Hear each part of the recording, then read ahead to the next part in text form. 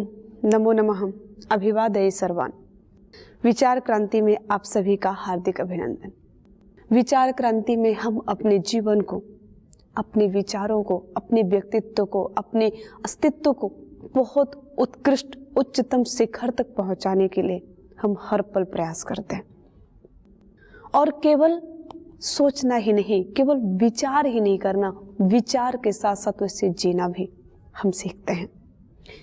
क्योंकि मनसा वाचा कर्मणा, यही तो है हमारी संस्कृति। हमारी संस्कृति में, हमारे वेदों में, हमारे धर्म में मनसा वाचा कर्मणा तीनों एक होकर के चलना हमें सिखाती है।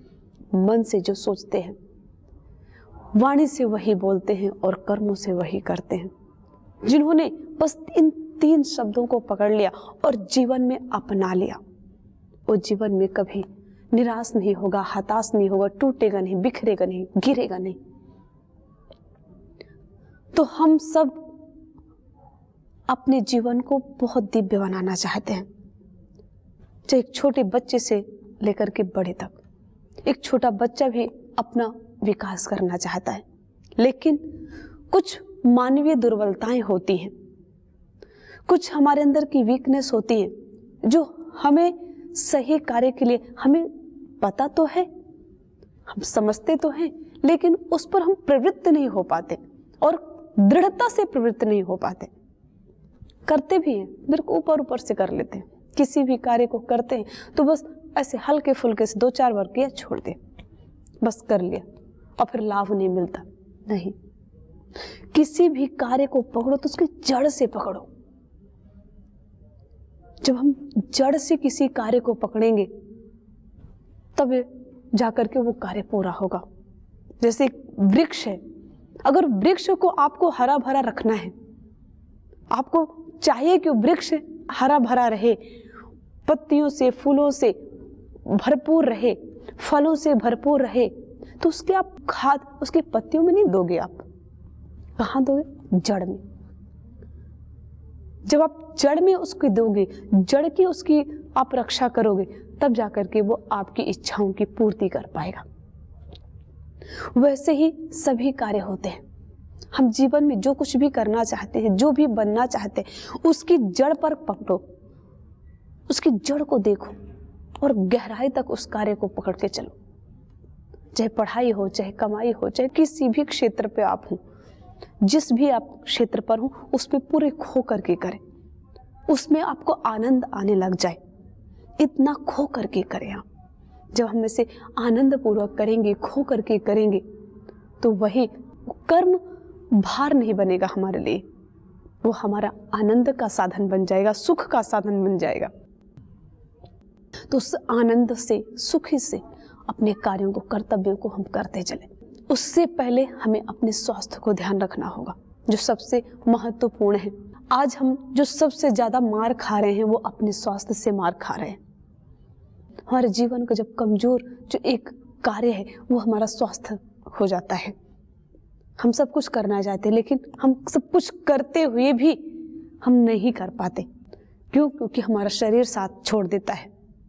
और जब शरीर साथ छोड़ देगा तब हम किसी भी कार्य को करने में सक्षम नहीं रह जाते। तो इसके लिए हमें योग का सहारा, जो परम पूज्य स्वामी जी महाराज प्रातःकाल 5 बजे से लेकर के 10 बजे तक लगे रहते हैं, और उसको आप देख करके आप धीरे धीरे सीखिए। आप 5 घंटे नहीं तो कम से कम हर दिन 1 घंटे जरूर निकालें। किसी भी आप असाध्य रोग से पीड़ित हैं तो उसके लिए आप उसके अनुसार, उसके अकॉर्डिंग आप योग करें। जब उसके अकॉर्डिंग, उसके अनुसार आप योग करेंगे, आपको अवश्य लाभ होगा। अपने जीवन को धर्मार्थ काम मोक्षाणाम आरोग्यम मूलमुत्तमम, शास्त्रों में कहा गया है कि धर्म, अर्थ, काम, मोक्ष, इन सब से का जो मूल है वो आरोग्य है। इन सब से पहले हमें आरोग्य चाहिए, क्योंकि साधन तो हमारा यही है। जब साधन ही नहीं होगा तो साध्य कहाँ से मिलेगा? साधन करने का, पढ़ने का, कमाने का, पैसा कमाने का, सुख भोगने का, आनंद भोगने का, धर्म के मार्ग पर चलने का, किसी भी क्षेत्र पर आप बढ़े, सभी क्षेत्रों पर चलने का जो साधन है तो शरीर ही है, मन है, मस्तिष्क है। जब हमारा मस्तिष्क सबल नहीं होगा, जब हमारा मस्तिष्क तीव्र नहीं होगा, हमारा शरीर बलवान नहीं होगा, तो न हमें धर्म मिलेगा, न हमें काम मिलेगा, न हमें अर्थ मिलेगा, न हमें मोक्ष मिलेगा, कुछ नहीं मिलेगा हमें। कुछ लोग तो केवल एक को ही पकड़ करके उसी में लगे रहते हैं। अगर धर्म को पकड़ लिया तो केवल धर्म में ही जीते हैं, स्वास्थ्य को छोड़ देते, अर्थ को छोड़ देते, साधनों को छोड़ देते। नहीं, यो वै भूमा तत्सुखम, समग्रता में सुख है। किसी एक को पकड़ने में सुख नहीं है, एक को पकड़ने से जीवन नहीं चलता। जैसे हमारा शरीर है, अगर केवल हमारे आंखें ही हो, कान न हो, तो केवल हम देख ही सकते हैं, सुन नहीं सकते। अगर केवल कान हो, आंखें ना हो, तो केवल सुन सकते हैं, देख नहीं सकते। अगर हमारे वाणी ना हो, जुबान ना हो, तो केवल हम देख सकेंगे, सुन सकेंगे, लेकिन बोल नहीं सकेंगे। जैसे हमारे शरीर में सब कुछ आवश्यक है, सारे अंग सही हमें चाहिए, मस्तिष्क भी उतना ही अच्छा काम करना चाहिए, हमारे नेत्र भी वैसे होने चाहिए, कर्ण भी वैसे होने चाहिए, हमारी वाणी भी अच्छी होनी चाहिए, हमारा शरीर भी, हमारे हाथ भी, हमारे पैर भी, सब कुछ बिल्कुल अच्छा फिट होना चाहिए। तब जाकर के हम किसी मुकाम तक पहुंच पाते हैं। वैसे ही और भी चीजें ऐसी हैं, बाहर भी ऐसा ही है हमारा जीवन। तो अगर हम केवल धर्म को ही पकड़ के चलेंगे, केवल हम जैसे धर्म के नाम पर यज्ञ को पकड़ लेते हैं, कुछ कर्म कांड कुछ पकड़ लेते हैं, कुछ लोग मूर्ति पूजा को पकड़ लेते, तो सुबह से शाम तक वो मूर्ति पूजा ही करते रहते। कुछ लोग सुबह से शाम तक यज्ञ ही करते रहते हैं, कुछ लोग सुबह से शाम तक केवल हठ योग ही करते रहते हैं, कुछ लोग सुबह से शाम तक केवल अर्थ ही कमाने में लगा देते। नहीं, जीवन की समग्रता, जीवन को समग्र रूप से सोचना चाहिए। योग भी करना है, कमाना भी है, यज्ञ भी करना है, सब कुछ करना है, लेकिन आवश्यकता अनुसार। और सबसे पहले शरीर को स्वस्थ रखना है, और शरीर स्वस्थ होगा अच्छी दिनचर्या से, शरीर स्वस्थ होगा अच्छे विचारों से, शरीर स्वस्थ होगा प्रचंड पुरुषार्थ से। आज जिस काम में जब हम प्रचंड पुरुषार्थ के साथ जब हम अपने जीवन में लगते हैं तो क्या आनंद आता है। अब कभी भी आप देखना, आपके जीवन में कभी ना कभी एक दिन तो ऐसा आया ही होगा कि जब आप पूरा दिन, पूरी रात, पूरे जोश से काम में लगते हैं, और फिर उसके बाद जब वो कार्य पूर्ण हो जाता है, कितना सुकून मिलता है, कितना आनंद की अनुभूति होती है। आप देखते होंगे जब हम अपने कार्यों को अपना धर्म समझ करके करते हैं, और विवेक पूर्वक, विवेक वैराग्य पूर्वक, विवेक मतलब समझ, बोध के साथ, बस ऐसे ही नहीं कुछ कर लिया कुछ नहीं किया, नहीं, समझ के साथ, विवेक के साथ, और जो करना है वही करें। हम एक्सपेरिमेंट ना करें, हम गलतियां कर कर के ना सुधारें। जीवन तो कितना छोटा है, कार्य बहुत बड़े हैं, और इस जीवन के अनुसार समय बहुत कम है हमारे पास, लेकिन कार्य बहुत अनंत है। जिनको कार्यों में इतनी रुचि होती है, जिनको जुनून होता है, उत्साह होता है, उनके लिए 24 घंटे भी कम पड़ जाते हैं। लेकिन उसमें दुखी नहीं होना, उसमें निराश नहीं होना, स्ट्रेस नहीं लेना, बोझ नहीं लेना, बोझ के साथ नहीं, बोध के साथ काम करना। तो समय बहुत कम है, किस दृष्टि से? एक्सपेरिमेंट कर करके गंवाने से, गलतियां करके सुधारने के लिए।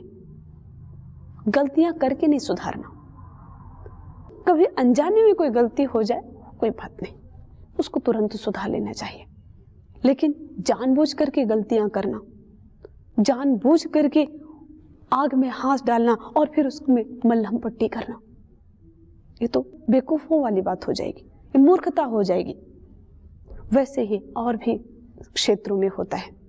हम फोन का उपयोग करते हैं, हम एयरफोन का उपयोग करते हैं, हम कंप्यूटर का प्रयोग करते, टीवी का प्रयोग करते हैं। हमें पता है कि ज़्यादा इसका प्रयोग करने से हमारे आंखें खराब हो जाएंगी, हेडफोन का प्रयोग करके हमारे कान खराब हो जाएंगे, हमें पता है, हम जानते हैं, फिर भी हम करते रहते हैं। हम दिन दिन पूरी रात रात फोन पर बैठे रहते हैं। कितना आवश्यक है उसको ध्यान में रखना है। अगर उसके बिना हमारा कार्य नहीं चल सकता तो फिर करना ही है, लेकिन शरीर को, आंखों को, अपने स्वास्थ्य को पहले रखना है। अपने स्वास्थ्य को प्रथम कोटि में रखते हुए आदर्श के रूप में, और फिर सभी कार्यों का निर्वाह करना है। आचार्य चाणक्य कहते हैं, अनंत शास्त्रम बहुलाश्च विद्या अल्पश्च कालो बहुविघ्नता च यत् सारे भूतम तदुपासनीयम हंसो यथा क्षीरमिवाम्बु मध्यात्। हमारे जितने भी महापुरुष हुए हैं, हमारे ऋषि, हमारे महापुरुष, हमारे तत्ववेत्ता, हर एक एक पल हमारे जीवन को सजग बनाते हुए हमें संदेश देते हैं। केवल एक मनुष्य ही एक ऐसा होता है जिसको हर पल समझाना पड़ता है, उसको हर पल एक समझ के साथ जीना होता है। बाकी जितने भी प्राणी होते हैं वो अपने व्यक्तित्व को नहीं भूलते। जो पशु अपने पशुत्व को नहीं भूलता, एक कुत्ता अपने अस्तित्व को नहीं भूलता, एक पक्षी अपने अस्तित्व को नहीं भूलता, वो अपने कार्यों को नहीं भूलता, लेकिन मनुष्य मनुष्यत्व को भूल जाता है। वो दूसरे की नकल करने लग जाता है, वो दूसरों के बहकावे पे आ जाता है, वो दूसरों के ढोंग पाखंड में आ जाता है। ढोंग पाखंड ये हमारे जीवन के अंग बन जाते हैं और उससे हमारा जीवन बर्बाद होने लग जाता है। हम परेशान हो जाते हैं। बहुत गांवों से बहुत भोले भाले लोग होते हैं, उनको पाखंडों में उनको उलझा लेते हैं, उनको देवी देवताओं भूत भयार में उलझा लेते हैं, जिससे कि वो अपने जीवन को खो बैठते हैं। गलत आहार से, गलत दिनचर्या से हमारे शरीर रोगों का घर बन जाता है और फिर उससे हम बहुत पीड़ा, दुख, दर्द सहते रहते हैं। क्यों? थोड़ी सी तो समझ रखें, कम से कम अपने स्वास्थ्य को तो ध्यान में रखें। तो हम विचार करें, विचार केवल उतना ही करें जितना कि हमारे स्वास्थ्य, हमारे धर्म, हमारे कर्म, हमारी संस्कृति में आंच ना आने पाए। कुछ विचार भी करते हैं तो बहुत उटपटांग विचार करते हैं, बहुत उटपटांग सोचने लग जाते हैं। सही सही सोचना, सही सही मार्ग पर चलना, सही सही कार्यों को करना, ये जीवन का मुख्य उद्देश्य होना चाहिए।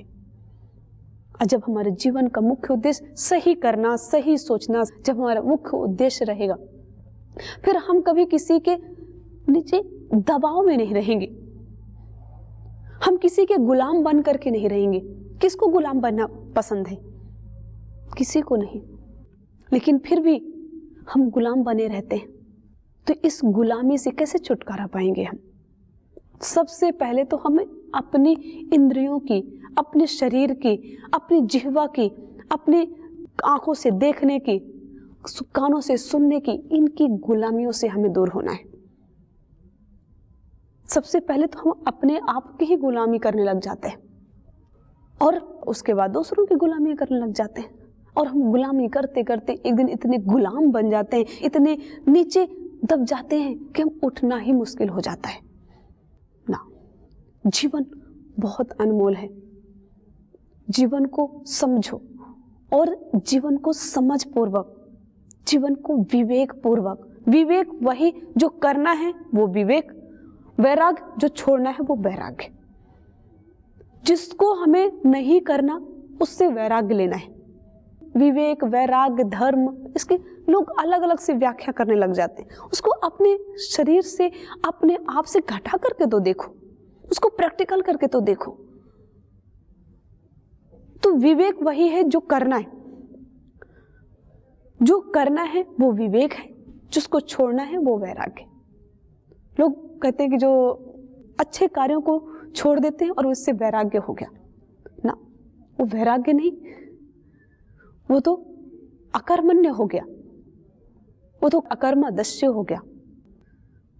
ऐसे नहीं बनना। तो हमें अपने जीवन में सही सोच रखनी है, विवेक पूर्वक विचार रखना है। थोड़ा संघर्ष करना पड़ेगा, अगर जीवन में संघर्ष नहीं है, बिना संघर्ष के कोई आगे बढ़ नहीं सकता। अगर आप चाहेंगे कि मैं बिना संघर्ष के आगे बढ़ जाऊं तो कतई संभव नहीं है। अपने जीवन में संघर्ष को आने का मौका दिया करो। अगर संघर्ष आते हैं तो समझो आपका विकास हो रहा है, आप उच्च शिखर तक पहुंच रहे हो। अगर संघर्ष का सामना नहीं कर रहे, तप नहीं कर रहे, तो समझो कि आप जीवन में आगे नहीं बढ़ रहे। तो संघर्ष का सामना करो, चुनौतियों का सामना करो, और जो आनंद संघर्ष में, चुनौतियों में आता है वो किसी और दूसरी वस्तुओं में नहीं आ सकता, वो दूसरे किसी भी साधन सुविधाओं में नहीं आ सकता। संघर्ष पूर्वक जब हम कार्यों को करते हैं, जब हमारे अंदर ओजस्विता होती है, तेजस्विता होती है, जब उत्साह से हम भरे होते हैं, तो हमारा जीवन, हमारा व्यक्तित्व कुछ और ही निखर करके आता है। जब घोड़े का मालिक घोड़े को खूब दौड़ाता है, तो उसको लगता है कि मेरा मालिक क्यों दौड़ा रहा है, लेकिन उसको दौड़ाते दौड़ाते जब उसको पार करवा देता है, जो बड़े बड़े गड्ढों से जब उसको कई फुट से ऊपर पार करवा देता है, तब उसको पता चलता है कि मेरा मालिक मुझे इसलिए दौड़ा रहा था, इसलिए मुझे पीछे से मार रहा था कि मैं यहाँ से पार हो जाऊं। वैसे हमारा मालिक है। अगर आपके जीवन में बहुत संघर्ष आते हैं, बहुत चुनौतियां आती हैं, तो आप समझो कि मेरा मालिक मुझे पार कराना चाह रहा है। और पूर्ण विश्वास होना चाहिए, श्रद्धा होनी चाहिए। जब श्रद्धा नहीं रहेगी, विश्वास नहीं रहेगा, तो जीवन में काम नहीं बनेगा। विश्वास, संशय नहीं होना चाहिए। अपने गुरु, अपने माता पिता, जो हम परस्पर हमारे लोग होते हैं, अपने भाई बंधुओं पर संशय मत करो। संशयात्मा विनश्यति। संशय नहीं करना, काम करना है, विवेक पूर्वक करना है, बोध के साथ करना है, समझ के साथ करना है, मूर्खता के साथ नहीं, लेकिन संशय नहीं रखना। कुछ लोग अपने माता पिता पर ही संशय करने लग जाते हैं, अपने गुरु पर संशय करने लग जाते हैं, गुरु चेलों पर संशय करने लग जाते हैं। संशय नहीं, मिल करके रहना। संगच्छध्वम संवदध्वम संवो मनांसि जानताम देवा भागे यथा पूर्वे संज्ञानाना उपासते।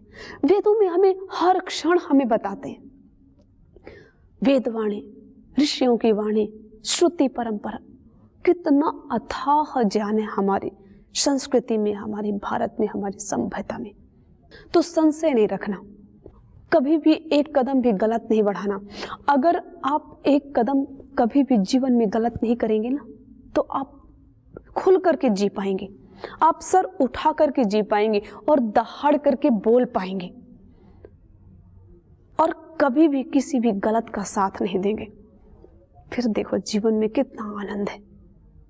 अगर आपने गलत किया, आपने अपनी तरफ से गलतियां की, अपने आप को बचा करके रखा, पूरा झोंका नहीं, तो जीवन में हम आगे बढ़ नहीं पाएंगे। जीवन में आगे बढ़ने का एक ही सूत्र है कि पहले स्वयं से कभी गलती मत करो, और दूसरों की गलतियों से सीख लो ना। समय इतना कहाँ है।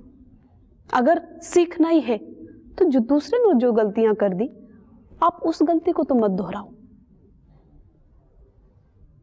तो अगर आप जीवन में बहुत आगे बढ़ना चाहते हैं, एक तो संघर्षों का सामना किया करो।